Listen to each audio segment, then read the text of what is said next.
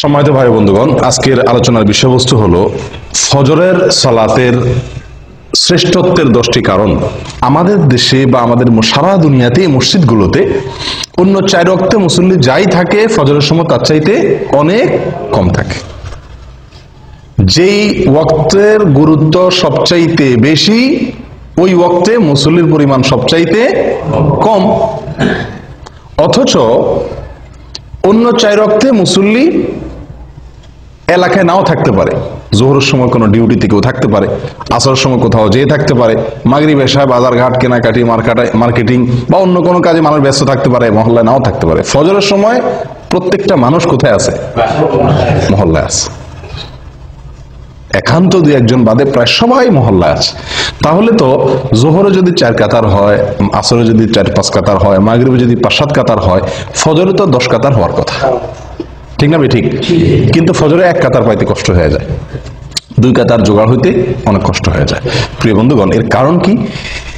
এর প্রধানতম কারণ হলো ফজরের নামাজের গুরুত্ব আমরা মুসলমানরা বুঝতে পারি নাই। ফজরের নামাজের 10টি ফজিলত, 10টি শ্রেষ্ঠত্বের বিশেষ কারণ, 10টি মর্যাদার বিশেষ কারণ, স্পেশালিটি আছে যেটি অন্য সালাতের জন্য নাই। তার ভিতরে প্রথম হলো ফজরের সালাত বা ফজরের নামাজ। এটা হলো ইমানের আলামত, ইমানদারের আলামত। কিসের আলামত ভাই? ইমানদারের আলামত। নামাজ মাত্রই ইমানদারের আলামত। যে ব্যক্তি ইমানদার সে মসজিদে আসবে, যাবে, তাকে তার ইমান আছে কথা সাক্ষ্য দেওয়ার নির্দেশ আমাদেরকে করা হয়েছে। যদি সে মসজিদে আসা যাওয়া করে, নামাজি হয়, নামাজি না, মসজিদে আসা যাওয়া করে না, তাহলে তার ইমানের সাক্ষ্য আমরা দিতে পারি না। কিন্তু ফজরের নামাজে হাজির হওয়া এটা ইমানদারিত্বের বিশেষ সাক্ষ্য, বিশেষ প্রমাণ।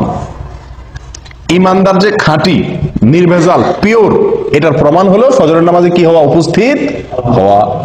যদি কেউ ফজরের নামাজে উপস্থিত হতে না পারে, ফজরের নামাজ পড়তে তার কষ্ট হয়ে যায়, একদিন আসলে 10 দিন মিস হয়ে যায়, ফজরের নামাজে সে আসতেই পারে না, এরকম যদি হয় তাহলে বুঝতে হবে তার ঈমান নিয়ে নতুন করে চিন্তা করা দরকার আছে। তার ঈমানের ভিতরে যথেষ্ট ঘাপলা আছে।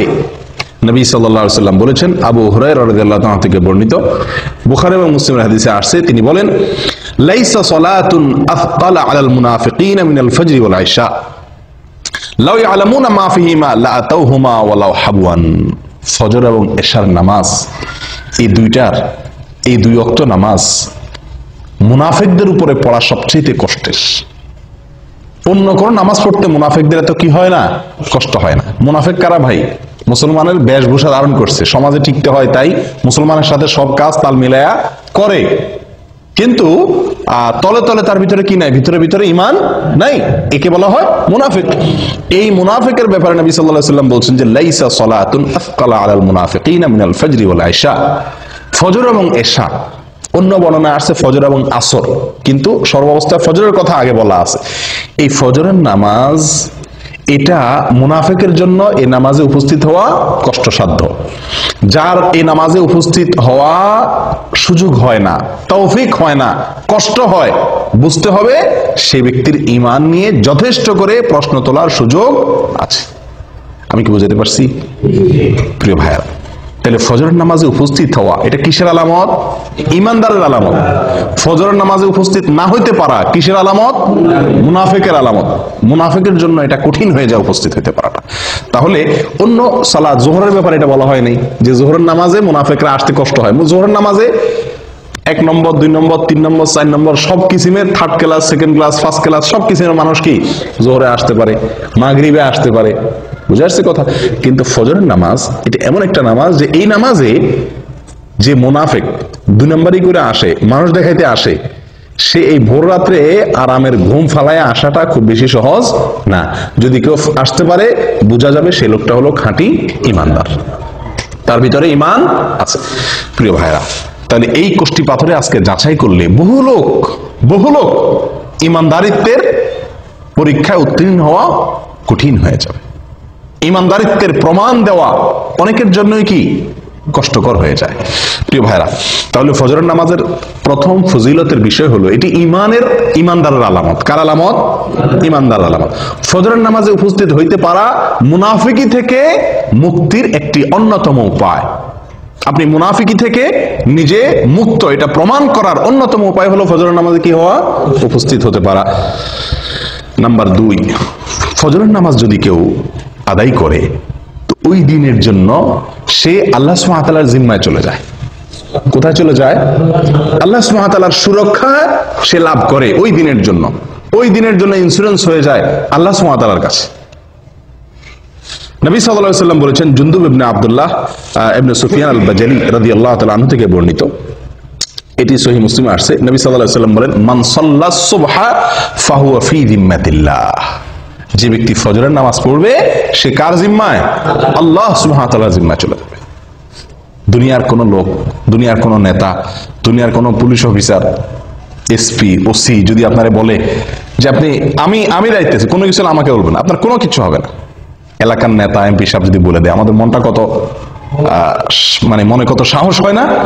ও ভাই, আল্লাহ সুবহানাহু ওয়া তাআলা বলে দিচ্ছেন যে আল্লাহ ওই ব্যক্তির জিম্মা নেন। বড় কোনো বিপদ আপদ মুসিবত কোনো সমস্যার সম্মুখীন সে হবে না, আল্লাহ সুবহানাহু ওয়া তাআলা স্বয়ং তার জিম্মাদারি নিয়ে নেন। কোন ব্যক্তির?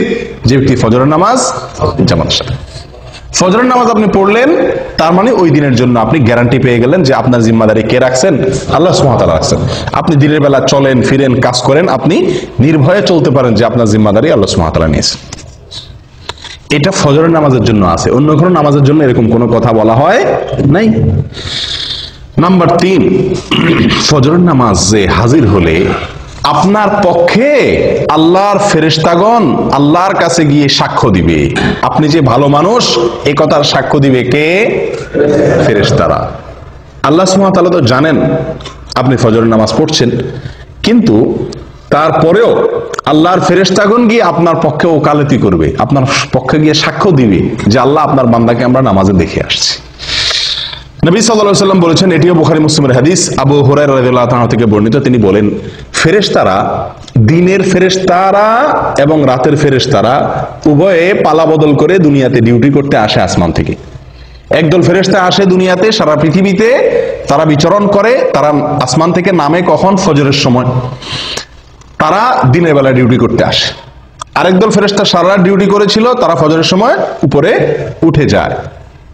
আবার তারা আসরের সময় আসে, দিনের বেলা যারা ছিল তারা দিনের শিফটে ডিউটি করার পর তারা আসরের সময় আবার আসমানে উঠে যায়। এই যে ফেরেশতাদের পালা বদল হয়, 2 ওয়াক্ত সালাত, ফজর এবং আসর, এই 2 ওয়াক্ত সালাত হলো ফেরেশতাদের ডিউটি বদলের সময়। আর এই সময়ে যদি আপনি ফজরের নামাজে হাজির হন, তো এই ফেরেশতারা যখন আল্লাহর কাছে চলে যায়, তখন আল্লাহ তাআলা জিজ্ঞেস করেন তাদেরকে যে আমার বান্দাদেরকে কি অবস্থায় রেখে আসছো? বুঝে আসছে কথা? অমুককে অমুককে অমুককে অমুককে এদেরকে কি অবস্থা রেখে আসছো? তো যারা নামাজরত ছিল, আল্লাহ তাআলা তো জানেন কে কি অবস্থা আছেন। তারপর আল্লাহ তাআলা তাদের কাছ থেকে শুনে ওই নামাজি বান্দার জন্য একজন সাক্ষী আল্লাহ তাআলা সাব্যস্ত করেন, তার পক্ষে একজন সাক্ষী আল্লাহ তাআলা কারা করে দেন, ফেরেশতারা যেন সাক্ষী হয়ে যেতে পারে। তখন ফেরেশতারা বলে, আল্লাহ, আমরা যখন গিয়েছিলাম তখনও তারা সালাত আদায় করছিল, হ্যাঁ, আবার তারাকনাহুম ওয়া হুম ইউসাল্লুন ওয়া আতাইনাহুম ওয়া হুম ইউসাল্লুন, আমরা যখন সকালে ডিউটি করে আসছিলাম তখনও তারা নামাজ পড়তেছিল, আবার যখন বিকেলে গেলাম তখনও তারা আসরের নামাজ পড়তেছিল। ও ভাই, সেজন্য ফজরের নামাজ এবং আসরের নামাজ, তো এই ফজরের নামাজের বিষয়ে নবী সাল্লাল্লাহু আলাইহি সাল্লামের এই হাদিস থেকে বোঝা গেল যে যদি কেউ ফজর নামাজে হাজির হয়, নামাজ পড়ে, তাহলে আল্লাহর ফেরেশতারা তার পক্ষে আল্লাহর কাছে কি দেয়? ভালো মানুষ হিসাবে, নামাজি হিসাবে সাক্ষী দেয়, সাক্ষ্য দেয়। কয়টা ফজিলত গেল? 3। 1 নম্বর হলো ইমানদারিত্বের পরিচয়, ফজরের নামাজে হাজির হওয়া। মুনাফিকি খাতা থেকে নাম কাটার একটা অন্যতম সুযোগ হলো কি করা? ফজরের নামাজে হাজির হওয়া। নাম্বার 2, ফজরের নামাজ পড়লে ওই দিনের জন্য আল্লাহ জিম্মা চলে যায়। কোথায় চলে যায়? আল্লাহর জিম্মা চলে যায়, আল্লাহ সুবহানাহু ওয়া তাআলার দায়িত্বে চলে যায়। নাম্বার 3, ফেরেশতারা ওই ব্যক্তির জন্য কি করে? ভালো মানুষ হিসাবে তার জন্য সাক্ষ্য দেয়। ওই ব্যক্তি যে ভালো মানুষ, সে সাক্ষ্য কে দেয়? ফেরেশতারা আল্লাহ সুবহানাহু ওয়া তাআলার কাছে দেয়। নাম্বার 4, ফজরের নামাজ যদি কেউ জামাতের সাথে আদায় করে, যদি কেউ ফজরের নামাজ পড়ে, তাহলে আল্লাহ সুবহানাহু ওয়া তাআলা তাকে সারা রাত জেগে নফল ইবাদত করার সওয়াব দেয়। নবী সাল্লাল্লাহু আলাইহি ওয়াসাল্লাম বলেছেন, এটি সহিহ মুসলিমে আসছে, ওসমান ইবনে আফফান রাদিয়াল্লাহু আনহু থেকে বর্ণিত, মান সাল্লাল ইশা ফি জামাআহ ফাকান্নামা সাল্লা নিসফাল লাইল ফাকান্নামা কামা নিসফাল লাইল ওয়া মান সাল্লা সুবহা ফি জামাআহ ফাকান্নামা সাল্লাল লাইলা কুল্লাহ আও ফাকান্নামা কামাল লাইলা কুল্লাহ আও কামা ক্বাল। ভাই, যদি কেউ এশারের সালাত জামাতের সাথে আদায় করে তো ওই ব্যক্তি অর্ধেক রাত দাঁড়িয়ে দাঁড়িয়ে নফল ইবাদত করলে, তাহাজ্জুদের নামাজ পড়লে যে সওয়াব পাইতো সেই সওয়াব আল্লাহ সুবহানাহু ওয়া তাআলা তাকে দিবেন। যদি এশার নামাজ কোথায় পড়ে? জামাতের সাথে মসজিদে হাজির হয়ে আদায় করে। আর যদি কেউ ফজরের নামাজ জামাতের সাথে আদায় করে তো আল্লাহ সুবহানাহু ওয়া তাআলা তাকে সারা রাত দাঁড়িয়ে তাহাজ্জুদের নামাজ পড়ার, নফল নামাজ পড়ার, রাত জেগে সারা রাত জেগে নফল নামাজ পড়ার সওয়াব আল্লাহ তাআলা তাকে দান করবেন। আপনি শুধু এশার নামাজটা জামাতের সাথে পড়ে ঘুমায় যান, এরপরে উঠে ফজরের নামাজটা জামাতের সাথে পড়েন, বাস সারাটা রাত ঘুমাইলেন, অথচ আপনার আমল নামার ডিউটি লেখা হলো আপনি নফল আমল করছেন, নফল নামাজ পড়ছেন। বিনা ডিউটিতে বেতন পাওয়ার একটা সুযোগ। কোন নামাজ? ফজরের নামাজ। কয় নম্বর গেল? 4 নাম্বার 5। ভাই, কিয়ামতের দিন ভয়াবহ অন্ধকার হবে, ভয়াবহ অন্ধকার হবে। যার যার পার্সোনাল আলো দিয়ে চলতে হবে। বিভিন্ন পরিবেশ, বিভিন্ন পরিস্থিতি কিয়ামতের ময়দানে তৈরি হবে। যারা যারা ফজরের নামাজ জামাতের সাথে পড়বে, ফজরের নামাজ পড়বে, মসজিদে এসে ফজরের নামাজ আদায় করবে, তাদের ব্যাপারে 5 নম্বর ফজিলতের বিষয় হলো কিয়ামতের দিন আল্লাহ সুবহানাহু ওয়া তাআলা তাদের জন্য ফকফকা উজ্জ্বল লাইটের ব্যবস্থা করবেন। কথা বুঝে আসছে ভাই? ঝাপসা আলো না, উজ্জ্বল আলোর ব্যবস্থা থাকবে। কাদের জন্য? ফজরের নামাজে যারা জামাতে উপস্থিত হয় তাদের জন্য। নবী সাল্লাল্লাহু আলাইহি ওয়াসাল্লাম বলেছেন, আবু দাউদ এবং তিরমিজি বর্ণিত হয়েছে হাদিসটি, বাশশিরিল মাশাঈনা ফি যলামি ইলাল মাসাজিদি বিন নূরি তাম ইয়াউমাল কিয়ামাহ। যারা পায়ে হেঁটে হেঁটে ভোরে ভোরে সূর্য ওঠার আগে অন্ধকারের মধ্যে, আলো আঁধারের মধ্যে যারা পায়ে হেঁটে হেঁটে মসজিদে আসে কষ্ট করে, সুসংবাদ দিয়ে দাও ওই সমস্ত আল্লাহর বান্দাদেরকে। কিসের সুসংবাদ দাও? বিন্নুরি তাম ইয়াউমাল কিয়ামা, কিয়ামতের দিন পরিপূর্ণ আলোর আলো আল্লাহ সুবহানাহু ওয়া তাআলা তার জন্য দান করবেন। ওই ব্যক্তির জন্য আলোর ব্যবস্থা করবেন, পার্সোনাল আলো। সবাই অন্ধকারে নিমজ্জিত থাকলেও তাকে আল্লাহ সুবহানাহু ওয়া তাআলা তার জন্য পার্সোনাল আলোর ব্যবস্থা করে রাখবেন, স্পেশাল আলোর ব্যবস্থা থাকবে। এবং সে আলো ঝাপসা আলো না। আপনি হাঁটবেন ফজরের সময় আলো আঁধারের আলো দিয়া, কিন্তু কিয়ামতের দিন আল্লাহ তাআলা যে আলো দিবেন তার বিনিময়ে, এই যে কষ্ট করে অন্ধকারে হাঁটলেন, সে আলো হবে কি? অনেক ফকফকা, অনেক পরিষ্কার ঝকঝকে পরিপূর্ণ আলো, যেটাকে বলা হয়। যদি কি করা হয় ভাই? ফজরের নামাজ জামাতের সাথে আদায় করা হয়, অন্ধকারে কষ্ট করে আলো আঁধারিতে আপনি হেঁটে মসজিদ পর্যন্ত আসেন। নাম্বার 6, ফজরের নামাজ যদি কেউ আদায় করে তো তার বিনিময়ে আল্লাহ সুবহানাহু ওয়া তাআলা তাকে জান্নাতের সবচেয়ে বড় পুরস্কার দান করবেন। জান্নাতের সবচেয়ে বড় পুরস্কার কি ভাই? না, সেটা তো আছেই। জান্নাতের ভিতরে মানুষ যত পুরস্কার, যত নেয়ামত আল্লাহ তাআলা দিবেন, হুরে আইন দিবেন, আল্লাহ সুবহানাহু ওয়া তাআলা তাদের জন্য যে কোনো ফল দিবেন, যা চাইবে তারা তা পাবে। কত নেয়ামত থাকবে না? দুধের নহর প্রবাহিত হবে, মদের নহর প্রবাহিত থাকবে, দুনিয়ার নাপাক গান্দা মদ না, পবিত্র মদ। যাই হোক, অনেক নেয়ামতের আল্লাহ তাআলা ব্যবস্থা করবেন জান্নাতীদের জন্য। আল্লাহ সুবহানাহু ওয়া তাআলার যে নেয়ামতে জান্নাতীরা সবচেয়ে বেশি খুশি হবে, যে নেয়ামতের জন্য জান্নাতীরা সবচেয়ে বেশি লালায়িত থাকবে, কোনটা? সেটা আল্লাহ দিদার, আল্লাহর সাক্ষাৎ, আল্লাহর সাক্ষাৎ। জান্নাতীদের সবচেয়ে বড় চাহিদা থাকবে যেন তারা কি করতে পারে? আল্লাহ সুবহানাহু ওয়া তাআলাকে একটু সরাসরি দেখতে পারে। যারা ফজরের নামাজ নিয়মিত পড়ছে, সব সময় ফজরের নামাজ পড়ছে এবং আসরের নামাজ পড়ছে, ফজরের নামাজ এবং আসরের নামাজ পড়ছে, এরা আল্লাহ সুবহানাহু ওয়া তাআলাকে দেখবে কিরকম জানেন? পূর্ণিমার চাঁদ, পূর্ণিমার চাঁদে, পূর্ণিমার রাতে আকাশের চাঁদ কিরকম দেখা যায়? চাঁদের 1 তারিখ, 2 তারিখ, 3 তারিখ, 4 তারিখ, 5 তারিখ, এই দিনগুলোতে চাঁদ এত স্পষ্ট, এত ক্লিয়ার দেখা যায়। কিন্তু পূর্ণিমার রাতে চাঁদ কিরকম দেখা যায়? নবী সাল্লাল্লাহু আলাইহি সাল্লাম বলেন, পূর্ণিমার রাতে চাঁদ যেভাবে তোমরা দেখো পরিষ্কার, যারা সূর্য ডুবার আগে, সূর্য ডুবার আগে এবং সূর্য ওঠার আগের যে নামাজ, সূর্য ডুবার আগের নামাজ হলো আসর, আর সূর্য ওঠার আগের নামাজ হলো কি ফরজ। নবী সাল্লাল্লাহু আলাইহি ওয়াসাল্লাম বলেন এই নামাজগুলো যাতে না ছুটে, এই নামাজগুলো যেন না ছুটে, সম্ভব হলে তুমি সেই দিকটার প্রতি ভালো করে কি করো, খেয়াল করো, লক্ষ্য রাখবে যাতে এই নামাজগুলো না ছুটে। তাহলে কি হবে, ওই আল্লাহ সুবহানাহু ওয়া তাআলাকে জান্নাতের সবচেয়ে বড় নিয়ামত আল্লাহ তাআলাকে একেবারে স্পষ্টভাবে পরিষ্কার করে দেখার সুবর্ণ সুযোগ পাওয়া যাবে। আল্লাহ তাআলা আমাদের সকলকে সেই নিয়ামত দান করেন। 7 নম্বর পুরস্কার, ফজরের সালাত যারা পড়বে এবং বিশেষ করে জামাতের সাথে, তাদের জন্য জাহান্নাম থেকে মুক্তি। ওহ, কত বড় বড় পুরস্কার এক একটা। 7 নম্বর পুরস্কার কি রে ভাই? জাহান্নাম থেকে মুক্তির পরোয়ানা পাওয়া যাবে, জাহান্নাম থেকে মুক্তির পরোয়ানা পাওয়া যাবে।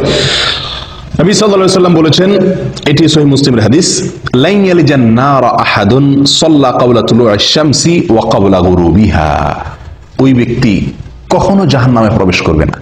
কিছু লোক আছে না ভাই, জাহান্নামে যাবে, ইমানদার যেহেতু, জাহান্নামের শাস্তি ভোগ করার পরে সে কোথায় আসবে?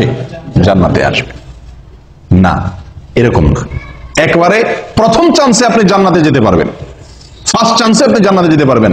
জাহান্নামে যে সেখান থেকে এসে জান্নাতে ঢোকা লাগবে না।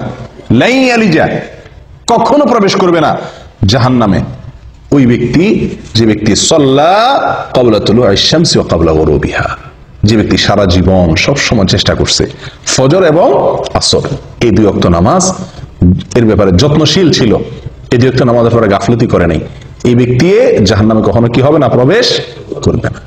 ও ভাই, কত বড় বড় পুরস্কার এক একটা, লক্ষ্য করছেন? ফজরের নামাজের বিনিময়ে, আল্লাহু আকবার। আর এই নামাজটাতে আমরা সমাজের সবচেয়ে বেশি সংখ্যক লোক গাফেল থাকি, শুয়ে থাকি, অলসতা করি। কেউ হয়তো বলতে পারেন, আরে ভাই, এই যে জাহান্নাম থেকে মুক্তির জন্য কত আমলই তো আছে, এটা করলে জাহান্নাম থেকে মুক্তি, এটা করলে জাহান্নাম থেকে মুক্তি, ওইটা করলে জাহান্নাম থেকে মুক্তি, অনেক আমলের কথা আপনারা শুনছেন না? তো এতগুলার কি দরকার আছে? যে কোনো একটা করলে তো জাহান্নাম থেকে মুক্তি পাওয়া যায়, এরকম কারোর মনে প্রশ্ন আসতে পারে। তাদেরকে বলবো, ভাই, দুনিয়ার কোন আদালতে আপনি যদি আসামি হয়ে যান, তাহলে আসামির খাতা থেকে নাম কাটানোর জন্য আপনি কতগুলো পথ ধরেন? যত পথ আছে সবগুলা পথ ধরেন না? পয়সা রেডি রাখেন, যদি লাগে পয়সা দিয়া মামলা ডিসমিস করাইতে হবে। রাজনৈতিক কোন লিঙ্ক যদি থাকে, কাউকে দিয়ে হেলো করায় যদি ছাড়া পাওয়ার সুযোগ থাকে, তাহলে লিঙ্ক কোথায় কোথায় আছে সেগুলো খুঁজেন, কি খুঁজেন না। এরপরে আপনার নিজেকে নির্দোষ প্রমাণ করার জন্য কাগজপত্র যেগুলো জোগাড় করা দরকার সেগুলো জোগাড় করেন।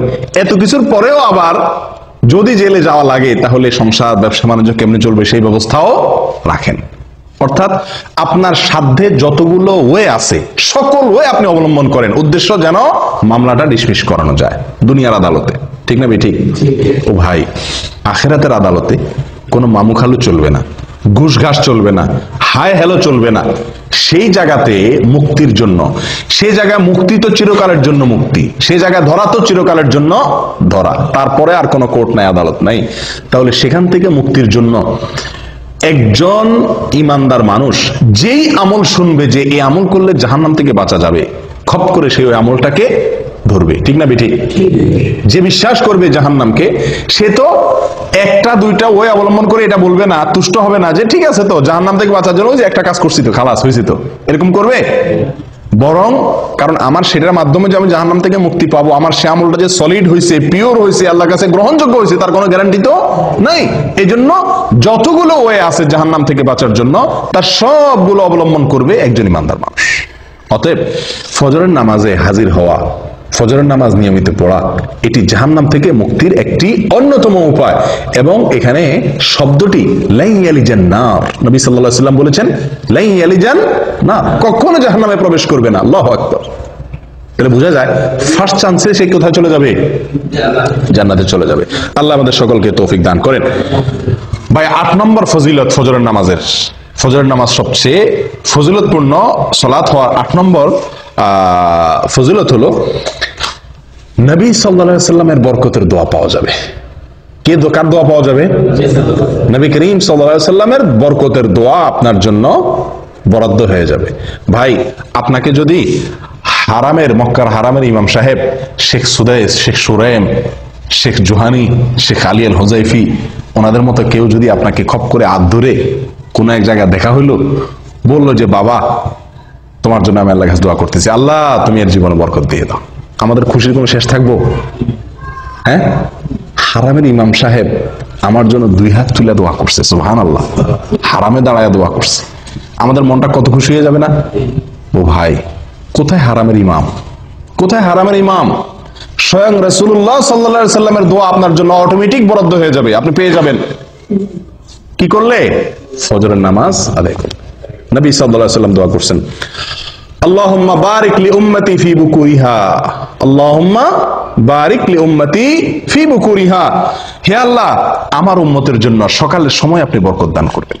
আল্লাহুম্মা বারিক লি উম্মতি ফি বুকুরিহা, হে আল্লাহ সকালের যে সময়, ভোরবেলা, এই সময়টাতে আমার উম্মতের জন্য আপনি বরকতের ফয়সালা, বরকতের বরাদ্দ করিয়েন। দোয়া করছেন কে? নবী সাল্লাল্লাহু আলাইহি সাল্লাম। এই দোয়া সুনানে আবু দাউদে এবং মুসনাদ আহমদে বর্ণিত হয়েছে। ও ভাই, তাহলে ফজরের নামাজে যদি কেউ ঘুমে থাকে, সে কি নবী সাল্লাল্লাহু আলাইহি সাল্লামের বরকতের ভাগী হবে? কেউ যদি ফজরের নামাজ জামাতের সাথে না পড়ে, সে কি বরকতের ভাগীদার হবে?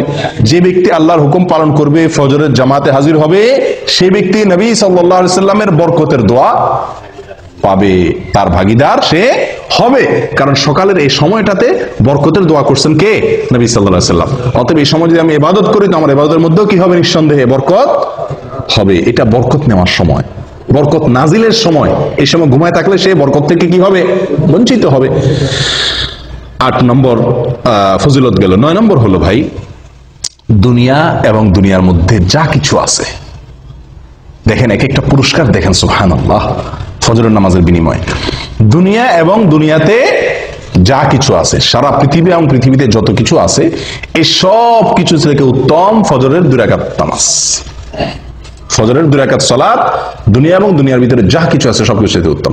সহিহ মুসলিমের হাদিসে আসছে, নবী সাল্লাল্লাহু আলাইহি সাল্লাম বলেছেন, রাকাতাল ফজর খায়রুম মিনাদ দুনিয়া ওয়া মা ফিহা। আল্লাহু আকবার। রাকাতাল ফজর খায়রুম মিনাদ দুনিয়া ওয়া মা ফিহা। ফজরের 2 রাকাত নামাজ দুনিয়া এবং দুনিয়ার ভিতরে যা কিছু আছে সব কিছুর মালিক হওয়ার চাইতে, সকল কল্যাণের চাইতে বেশি কল্যাণের, বেশি মর্যাদার, বেশি শ্রেষ্ঠ ফজরের 2 রাকাত নামাজে, ফরজ নামাজে হাজির হওয়া বা ফজর নামাজ পড়া। কথা বুঝতে পারছি ভাই? চিন্তা করেন, সারা পৃথিবীকে এক পাল্লা রাখলেন, আর কেউ 2 রাকাত ফজর নামাজ পড়লো, তো এই যে একটা আমল করলো, এই আমলটির মর্যাদা, এর শ্রেষ্ঠত্ব ওই সারা দুনিয়ার মালিক হওয়ার চাইতে বেশি আল্লাহ সুবহানাহু ওয়া তাআলার কাছে। কয় নম্বর গেল ভাই? 9 নম্বর। 10 নম্বরটা হলো দুনিয়াবি। শেষের 3টাই দুনিয়াবি বলা যেতে পারে, দুনিয়াবি লাভ। প্রথম যে 3টা বলছিলাম সেগুলো হলো আখিরাতের লাভ, প্রথমগুলা। শেষের 3টা নবী সাল্লাল্লাহু আলাইহি সাল্লামের বরকতের দোয়া সকালবেলা সময়টার জন্য।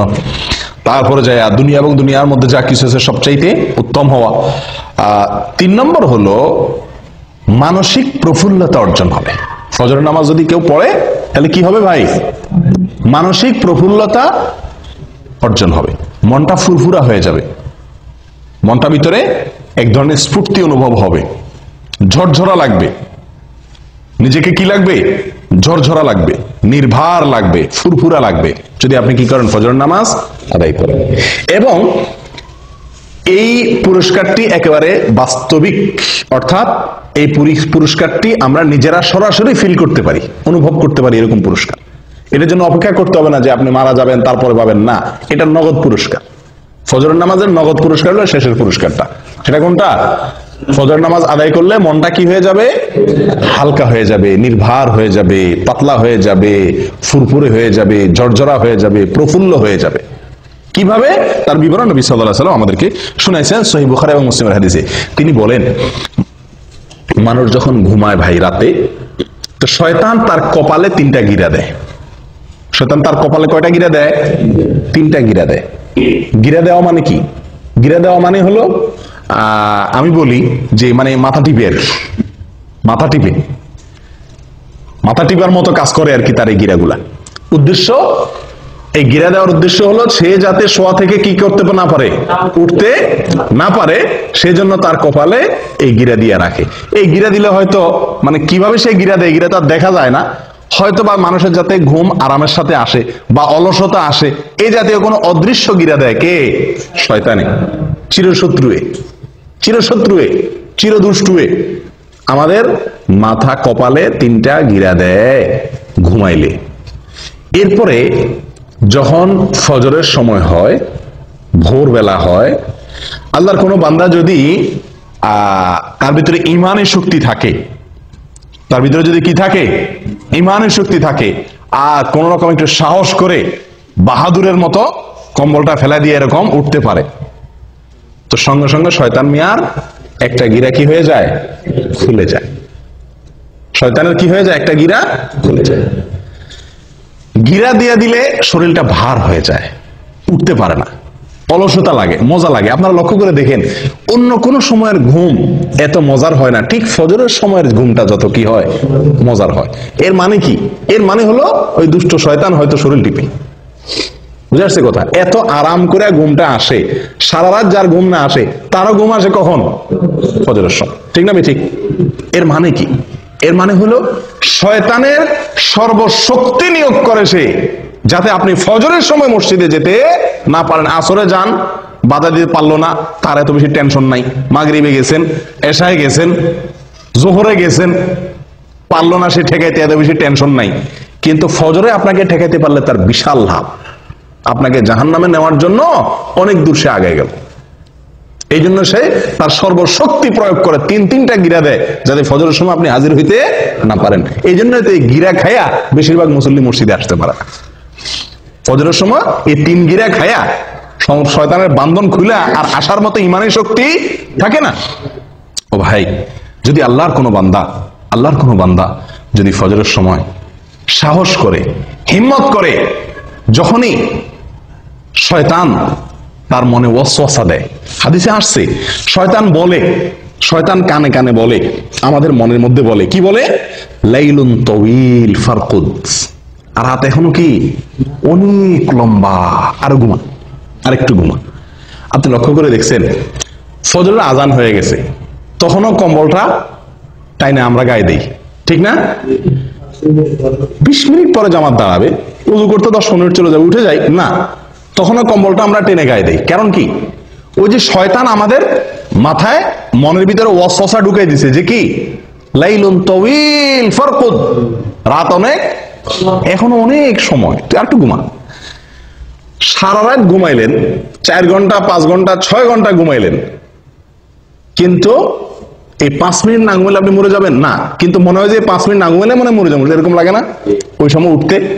কারণ শয়তান তার সর্বশক্তি প্রয়োগ করে গিরা তো দেয়, এরপর আপনার কানে কানে ফিসির ফিসির করে বলে। আসলেই আপনি লক্ষ্য করে দেখেন, মনে হয় যে কেউ একটা বলে মনে মনে, অনেক সময় আছে এখন, ঠিক না? ঠিক।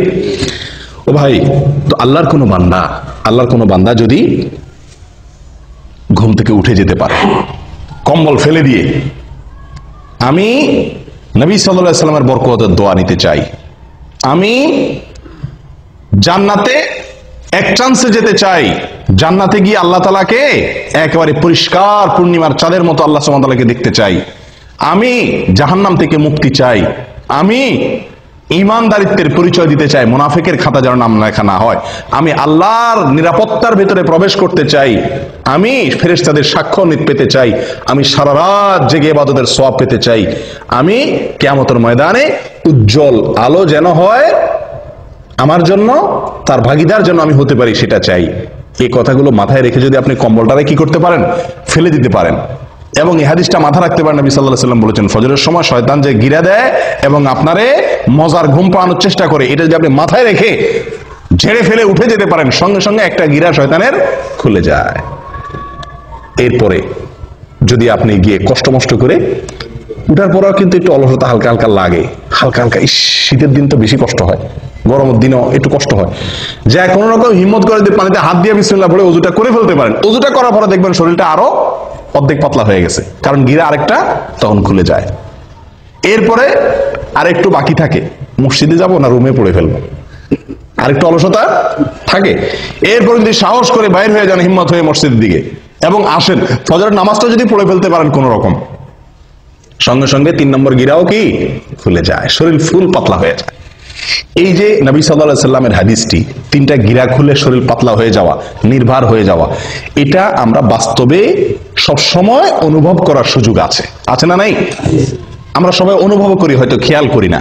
আপনি লক্ষ্য করে দেখেন, রাতে শোয়ার পরে ভোর রাতে শরীরে যে ভার মনে হয় যে উঠলে মনে মরে যাব, এত কষ্ট, এত আরামের ঘুম বাদ দিয়ে উঠলে, এই ঘুম ছেড়ে উঠলে মনে আমি শেষ, এরকম মনে হয় না? কিন্তু উঠা বসার পরে, কম্বলটা ছেড়ে দিয়ে নামার পরে দাঁড়াতে পারলে মনটা অনেকটা পাতলা মনে হয়, ঠিক না বেঠিক? অনেকটা পাতলা, কারণ যে গিরা খুলে গেছে। ওযু করার পরে আরো পাতলা মনে হয়, হালকা হয়ে গেছে। আর ফজর পড়ার পরে তো একেবারে পরিপূর্ণ ফ্রেশ হয়ে যায় মনটা। আমি কি বুঝাতে পারছি ভাই? একদম ফ্রেশ হয়ে যায় ফজরের সালাত জামাতের সাথে আদায় করার পরে। একজন মানুষ ফজরের নামাজ না পড়ে, কোনোদিন আপনি ফজর নামাজ না পড়ে যদি কাজে যান, উঠেন, অন্যান্য কাজে লাগেন, আপনি যতই কাজ করেন আপনার মনের ভিতরে এক ধরনের ভার, এক ধরনের আনফ্রেশনেস আপনি অনুভব করবেন। কিন্তু যদি ফজর নামাজ জামাতে পড়তে পারেন তাহলে ইনশাআল্লাহ ওই দিনটা আপনার মনটার মধ্যে কি থাকবে? ফুরফুরে একটা ভাব থাকবে। ও ভাই, তাহলে গিরা খোলার কাহিনী বুঝতে পারছেন তো? আমরা তো বলি যে দুনিয়ার কোনো কাজে যদি আপনি আরামের ঘুম বাদ দিয়ে উঠেন, মেজাজটা গরম হয় না? সামনে কেউ কিছু বললেও খিটখিটে মেজাজ লাগে, ঠিক না বেঠিক? এরপরে আপনি উঠলেন, ঘুম থেকে উঠে যাইতেছেন, যত দূর সামনে আগান তত মেজাজ আরো খারাপ হয়, ঠিক না বেঠিক? আপনি ঘুমের মধ্যে আছেন, হঠাৎ করে আপনার মালিকে বসে ফোন দিয়ে বসছে, এই তাড়াতাড়ি আসো। আপনি ফোন কাইটা উঠলেন, ঘুমটা খুব জমছিল, শীতের দিন, উঠে বাইরে হয়েছেন, যতদূর সামনে আগান মেজাজ আরো গরম হয় না? আস্তে আস্তে বাইরে আসছেন, উফ আরো ঠান্ডা, আরো মেজাজ আরো গরম হয় না? শরীরটাতে এক ধরনের মানুষ অপ্রস্তুতি ভাব চলে আসে, মানুষের মধ্যে বিরক্তির ভাব চলে আসে, ঠিক না ঠিক? কিন্তু যদি কেউ ফজরের নামাজ জন্য উঠে, এই প্রত্যেকটা কাজের পরে উঠলো, ওযু করলো, নামাজ পড়লো, ফটফট করে শরীরটা আরো কি হতে থাকে? পাতলা হতে থাকে। কারণ যে শয়তান ওটাকে ভার করে রাখছে, আল্লাহ সুবহানাহু ওয়া তাআলা ইবাদতগুলোর মাধ্যমে তাকে আল্লাহ তাআলা কি করে দেন? পাতলা করে দেন। তাহলে ভাই, যদি কেউ ফজর নামাজ আদায় করে, নবী সাল্লাল্লাহু আলাইহি ওয়াসাল্লাম বলেছেন ফাআসবাহা নাশীতান তিবান নাফস, ফজর নামাজ আদায় করতে পারলে 3 গিরা খুলে গিয়ে সে ব্যক্তি হাসি খুশি, প্রফুল্ল এবং পবিত্র মন নিয়ে তার দিনটা শুরু করে। আর যদি কেউ ফজর নামাজ না পড়তে পারে, ওয়াইল্লা আসবাহা খাবিসান নাফসি কাসলান, সারাটা দিন তার শরীর মেজমেজ, অলসতা, এগুলা করতে করতে চলে যায়। আপনি পরীক্ষা করে দেখেন। আল্লাহ তাআলা আমাদের সকলকে এই ফজরের গুরুত্ব বোঝার তৌফিক দান করেন। 10টি গুরুত্ব, 10টি ফজিলতের কথা আমরা শুনলাম। আমি আবারও বলছি একটি একটি করে। নাম্বার 1, ফজরের নামাজ মুনাফিকদের জন্য কঠিন হয়, ঈমানদারদের জন্য সহজ হয়। অতএব ফজর নামাজে হাজির হতে পারা ঈমানদারের পরিচয়। নাম্বার 2, ফজর নামাজে হাজির হলে তার জিম্মাদারি কে নেয়? আল্লাহ সুবহানাহু ওয়া তাআলা নেন। ওই দিনের জন্য আল্লাহ জিম্মাদারি নিয়ে নেন। আল্লাহর নিরাপত্তার ভিতরে সে প্রবেশ করে যদি ফজর নামাজ আদায় করে। নাম্বার 3, ফেরেশতারা আল্লাহ সুবহানাহু ওয়া তাআলার কাছে গিয়ে ওই ব্যক্তির পক্ষে কি দেয়? সাক্ষ্য দেয় যে সে সালাত আদায় করছে, ভালো কাজ করছে। নাম্বার 4, যদি কেউ ফজর নামাজ জামাতের সাথে আদায় করে তো আল্লাহ সুবহানাহু ওয়া তাআলা তাকে সারা রাত দাঁড়িয়ে তাহাজ্জুদের নামাজ পড়ার সওয়াব, নফল নামাজ পড়ার সওয়াব দান করেন। নাম্বার 5, ফজর নামাজ যদি কেউ জামাতের সাথে পড়ে, আলো আঁধারিতে কষ্ট করে মসজিদে আসে নিয়মিত, তো আল্লাহ সুবহানাহু ওয়া তাআলা তার বিনিময়ে কিয়ামতের দিন তাকে পরিপূর্ণ আলোর ব্যবস্থা করেন, তার জন্য স্পেশাল তার জন্য আলোর ব্যবস্থা করেন কিয়ামতের দিন। 6 নম্বর পুরস্কার হলো আল্লাহ সুবহানাহু ওয়া তাআলাকে দেখা জান্নাতীদের সবচেয়ে বড় পুরস্কার, সবচেয়ে বড় পুরস্কার। এই পুরস্কারটি সে শুধু পাবে তা নয়, পূর্ণিমার চাঁদ যেরকম মানুষ দেখতে পারে পূর্ণিমার রাতে, আল্লাহ সুবহানাহু ওয়া তাআলাকে সে এরকম পরিষ্কার ভাবে দেখতে পারবে। এবং সে না, সব জান্নাতীরা কেউই ভিড় করবে না আল্লাহকে দেখার জন্য। দেখার জন্য একটা জিনিস দেখতে গেলে, অনেক লোক দেখতে গেলে ভিড় করে অনেক সময় দেখা লাগে না, আল্লাহ সুবহানাহু ওয়া তাআলাকে সেরকম ভিড় করে দেখতে হবে না। এক কথা, আল্লাহ সুবহানাহু ওয়া তাআলার সাথে সাক্ষাৎ নসিব হবে, দিদার নসিব হবে। কি করলে? ফজর নামাজ জামাতের সাথে আদায় করলে, নিয়মিত আদায় করলে। 7 নম্বর আমল ভাই, 7 নম্বর আমল হলো জাহান্নাম থেকে মুক্তির পরোয়ানা পাওয়া যাবে। কোত্থেকে? জাহান্নাম থেকে মুক্তি। ওই ব্যক্তি জাহান্নামে প্রবেশ করবে না যে ব্যক্তি আসর এবং ফজরের নামাজের যত্ন করবে। নবী সাল্লাল্লাহু আলাইহি ওয়াসাল্লাম তাকে পরামর্শ দিয়েছেন আমাদেরকে, তোমরা যদি সম্ভব হয় চেষ্টা করো যেন আসর এবং ফজরের নামাজ কখনো না ছুটে তোমাদের। বুঝে আসছে কথা? তাহলে কি হবে? নবী সাল্লাল্লাহু আলাইহি ওয়াসাল্লাম বলেছেন জাহান্নামে প্রবেশ সে ব্যক্তি করবে না। 8 নম্বর আমল হলো সকালের সময়ের জন্য নবী সাল্লাল্লাহু আলাইহি ওয়াসাল্লাম কি করছেন? দোয়া করেছেন। কিসের দোয়া করছেন? বরকতের দোয়া করেছেন। তো এই ফজরের সময়টা, এই সময়টার জন্য নবী সাল্লাল্লাহু আলাইহি ওয়াসাল্লাম বরকতের দোয়া করছেন। কেউ যদি ফজরের নামাজ পড়ে উঠে আল্লাহর ইবাদত করে তাহলে সে নবী সাল্লাল্লাহু আলাইহি ওয়াসাল্লামের কেমন যেন সে কি হলো? বরকতের ভাগীদার হয়ে গেল। এই টাইমে যে কাজ করবে ওই কাজে তার বরকত হবে। 9 নম্বর হলো ভাই, ফজরের নামাজের 2 রাকাত ফরজ নামাজ আদায় করা দুনিয়া এবং দুনিয়ার মধ্যবর্তী সব কিছুর মালিক হওয়ার চাইতে বেস্ট এবং শ্রেষ্ঠ সম্পদশালী সে ব্যক্তি হয়ে গেল। 10 নম্বর হলো ফজর নামাজ যদি জামাতের সাথে আদায় করেন তাহলে মনটা প্রফুল্ল হয়ে যাবে, হাসি খুশি হয়ে যাবেন, নির্ভার হয়ে যাবে, পাতলা হয়ে যাবে এবং এভাবে আপনার সারাটা দিন কাটবে। কয়টা ফজিলত গেল? 10টা। 11 নম্বর একটা সম্পূরক ফজিলতের কথা বলি, সেটাও দুনিয়াবি ফজিলত। সেটা হলো স্বাস্থ্যের দিক থেকে একজন মানুষ যদি ফজর নামাজে উঠে অনেক রোগ বালাই থেকে আল্লাহ তাআলা তাকে হেফাজত করেন। যে ব্যক্তি সকালে ঘুমায় থাকে ওই ব্যক্তির চাইতে যে ব্যক্তি সকালে উঠে ওই ব্যক্তির জন্য স্বাস্থ্যগত দিক থেকে সে ব্যক্তি অনেক বেশি ভালো থাকে। দেখুন আমাদের ইয়েতে উর্দুতে একটা প্রবাদ বা হিন্দিতে একটা প্রবাদ আছে, সুবাহ কি হাওয়া হাজার বিমারিও কি দাওয়া। সকালবেলার হাওয়া এটা হাজার হাজার রোগের ঔষধ। একজন মানুষ যদি ফজরের নামাজের সময় উঠে ফজরের নামাজের সময় মসজিদে আসে পায়ে হেঁটে, তাহলে সকালে হাওয়া তার গায়ে লাগবে কি লাগবে না? যে ঘুমায় রয়েছে 7টা-8টা বাজে উঠছে তার তো এই নসিব হয় নাই। তাহলে স্বাস্থ্যের জন্য এটা কি অত্যন্ত ভালো সকালে ফজর নামাজ জন্য উঠতে পারা। ও ভাই, আমাদের বিশেষ করে প্রবাসে এবং দেশেও বহু লোককে দেখা যায় ফজর নামাজ পড়ে। কখন পড়ে? সূর্য ওঠার পরে, মানে তার মন মতো। সোজা কথা, সকাল 7টা অথবা 8টা বাজে ফজর নামাজ পড়ে। আবার হাদিসও দেয় অনেকে। হাদিস কি? নবী সাল্লাল্লাহু আলাইহি ওয়াসাল্লাম বলেছেন, মান নামা আন সালাতিন আও নাসিয়াহা ফালইউসাল্লিহা ইযা যাকারাহা ফাইন্না যালিকা ওয়াক্তুহা। নবী সাল্লাল্লাহু আলাইহি ওয়াসাল্লাম বলেছেন, যদি কেউ ঘুমায় যায়, ঘুমানোর কারণে উঠতে না পারে, অথবা ভুলে যায়, তাহলে তার যখন স্মরণ হবে বা ঘুম ভাঙবে তখনই তার নামাজ পড়বে, তার গুনাহ হবে না, ওইটাই তার জন্য নামাজ। বাহ! এই হাদিস দেখা 12 মাস বহু লোক আছে ওই ফজরের নামাজের সময় উনি ঘুমায় থাকেন। উনি 8টা বাজে, 7টা বাজে, 9টা বাজে উঠা মাশাআল্লাহ করে নামাজ পড়েন, এবং এটা 12 মাস বা বেশিরভাগ সময়। এরকম বহু লোক আছে না? আমি বহু লোক দেখছি, জিজ্ঞাসা করছি তো উনি হাদিস শুনে দিয়েছেন। নবী সাল্লাল্লাহু আলাইহি ওয়াসাল্লাম বলছেন ঘুমায় গেলে মাফ, ঘুম থেকে উঠে পড়বেন। বাহ! ঘুমায় গেলে কার জন্য মাফ? যে ব্যক্তি ঘুম থেকে উঠতে পারে নাই, কদাচিৎ হঠাৎ একদিন ঘটে গেছে, অ্যালার্ম দিয়ে রাখছে, সবারে বলে রাখছে, আজানও শুনে নাই, সবগুলো মিস হয়ে গেছে, ঘুম এত ভার হয়ে গেছে, অ্যাক্সিডেন্টলি একদিন হয়ে গেছে, তার জন্য এটা। নবী সাল্লাল্লাহু আলাইহি ওয়াসাল্লামের নিজেরও একদিন ফজর নামাজ ছুটে গেছে। ঘুম থেকে উঠছেন সূর্য ওঠার পরে, ওনার সাথে সব সাহাবীরা মিলে সফরে ছিলেন, শরীর ক্লান্ত ছিল, ঘুম আসছে, একজনকে উনি পাহারাদার রাখছেন। অ্যালার্ম ঘড়িতে তখন ছিল না, একজনকে পাহারাদার রাখছেন, বলছেন তুমি ডাইকে দিবা। এই বেচারারও কি এসে গেছে? ঘুম এসে গেছে। আসলে এবার সবাই ঘুম, ফজর নামাজের রক্ত শেষ, সূর্য উঠে গেছে, যখন রোদ লাগা শুরু হয়েছে এবার সবাই আস্তে আস্তে ঘুম ভাঙছে। নবী সাল্লাল্লাহু আলাইহি সাল্লামকে আল্লাহ সুবহানাহু ওয়া তাআলা এই এক ওয়াক্ত জীবনে ফজর নামাজ দেরি করায়া পড়াইছেন আমাদের শেখার জন্য। আমাদের কিসের জন্য? শেখার জন্য, যেন এরকম জীবনে হইলে কি করব সেই পদ্ধতি আমরা জেনে নিতে পারি। কিন্তু এটা ওনার জীবনে কয়বার হয়েছে? একবার। আর আপনি প্রতিদিন সে কাম করবেন। ওনার যুগে তো অ্যালার্ম আলা ঘড়ি ছিল না, মসজিদের মাইকের আজান শোনা যেত না। আপনার যুগে সব ব্যবস্থা আছে, আপনি 4-5 বার অ্যালার্ম দেন, মাশাআল্লাহ, বিমান তো মিস হয় না, রেলগাড়ি তো মিস হয় না, ডিউটি টাইম তো মিস হয় না, ফজর কেমনে মিস হয়? হ্যাঁ, ওখানে তো মিনিট সেকেন্ড হিসাব করে আসেন, ফজর নামাজ তো মিনিট সেকেন্ড হিসাব করে আসার দরকার হয় না, ঠিক না? ঠিক। তাহলে এখানে কিভাবে মিস হয়? এগুলো সব হলো গাফলতি। এগুলো সব হলো কি? গাফলতি। আল্লাহ সুবহানাহু ওয়া তাআলা বলেছেন, ফাওয়াইলুল লিল মুসাল্লিন আল্লাযীনা হুম আন সালাতিহিম সাওয়ান। নামাজ পড়লেই শুধু হবে না, গাফলতি করবেন, অলসতা করবেন, 4 ওয়াক্ত পড়বেন, 1 ওয়াক্ত পড়বেন না, এই টাইপের মুসল্লি সবচাইতে আজকে বেশি। 4 ওয়াক্ত হাজির হয়, ফজরে আসে না, 3 ওয়াক্ত হাজির হয়, 2 ওয়াক্ত পড়ে না সুবিধা মতো, অথবা যখন উঠে তখন। ভাই, এভাবে আদায় করলে কখনো নাজাত বা মুক্তি পাওয়া যাবে না। যে নামাজটা সবচেয়ে গুরুত্বপূর্ণ, যে নামাজটা পড়তে কষ্ট হয়, এটার মর্যাদা সবচেয়ে বেশি, এটার গুরুত্ব সবচেয়ে বেশি দিতে হবে। অতএব আপনি এই অজুহাত দিতে পারবেন না যে আমি ঘুমায় গেছি এই জন্য 8টা-9টা বাজে উঠা পড়ছি। এটা একদিন হতে পারে, সবসময় হতে পারে এটা। আপনি যদি অ্যালার্ম দিয়ে রাখেন, বেনামাজি লোক থাকলে বাদ দেন, আজকে দেরিতে শুয়েছি সেজন্য নামাজ বাদ গেছে, তাহলে কালকে আমি তাড়াতাড়ি শুয়ে যাই। চেষ্টা করলে এই সমস্যা থেকে বের হয়ে আসা সম্ভব কি সম্ভব না? অতএব 12 মাসের জন্য 8টা-9টা বাজে যারা নামাজ পড়েন তারা জেনে রাখবেন তাদের এই নামাজ মন মতো নামাজ হবে। কোম্পানির ডিউটি আপনাকে একটা টাইম বেঁধে দিয়েছে এতটা থেকে এতটা, আপনি মন মতো অন্য টাইমে যা ডিউটি করে চলে আসছেন, কি বলেন? বেতন দিবে আপনারে?